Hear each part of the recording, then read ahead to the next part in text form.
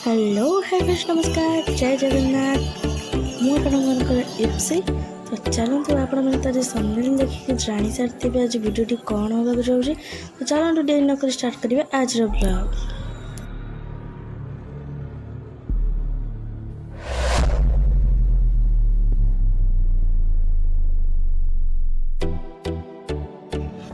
ये गरम दिन नरम पागे आम आज बाहर आमर जाजपुर फेमस खंडार बाबा अभय नृसिंह पाखक आपण मैंने तो थंबनेल देखिए निहाती जान सारी आम आज जाऊँ अभय नृसिंह पाखक कहीं आज हूँ बाबा अभय नृसिंह अभय चतुर्दशी तो चलतु डेरी नक माड़ीजा बाबा पाख तो चलतु पढ़ा आग को देखा आज कौन कौन हो तो ता भर आपण मैंने लाइक शेयर सब्सक्राइब करने को जमा भूलें। तो चलतु आम आज बाहर आमर खंडार बाबा अभय नृसिंह मंदिर तो चलतु डेरी नक आम ओडिया मानकर तो 12 मासर 13 पर्व आपण मैंने तो निहाती जानी तो ता भर आमर नृसिंह चतुर्दशी हूँ अन्यतम। तो आज आम चलवा बाबा पाखक तो बाबा अभय नृसिंह दर्शन करवा तो आम पाखापाखि देखिपे आम पाखापाखि आस पहुँची गले मंदिर पाखे तो देखिपे केते भीड़ लगी रही। तो चलतु आम आग को जीवा आ देखा आग को सब कौन कौन हो।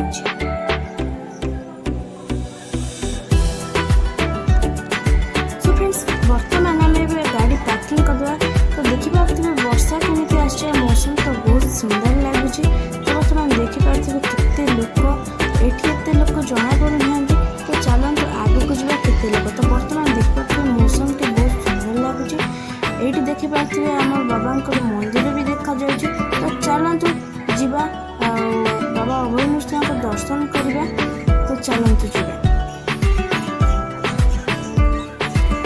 तो देखिपे आम आसी पहुँची गली मंदिर पाखे तो बर्तमान टी गोड़ा धुआधुई करके तो जीवा ठाकुर दर्शन पाए तो देखिपे केते भीड़ लगी रही।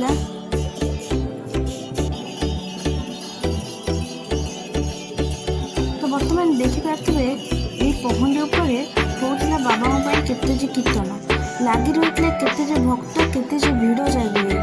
तो ये देखिपे एत भीड़ था जे तो मो ठाकुर दर्शन भी भलसे करना तो यहाँ हूँ आमर महादेव मंदिर पाखे अच्छी ठाकुर पाखे अभय नृसिंह पाखे तो देखिपे केते भीड़ था जे भलसे भिडियो भी कर पारे कहीं बहुत भीड़ था जमी गोटे मेला टाइम आहरी अधिक। तो फ्रेंड्स बर्तमान देखिपे ये किसी दुकान भी पड़ जाता तो आम ठाकुर दर्शन कर आसिले तो समस्त सॉरी करी कहीं एत भीड़ था आपण मानक सेयार कर तो ये भी आउ गोटे मेला पड़ता रास्ता उपर तो देखिपे ये पड़िया तो चलतु आउ डेरी नक बाहर जावा घर को।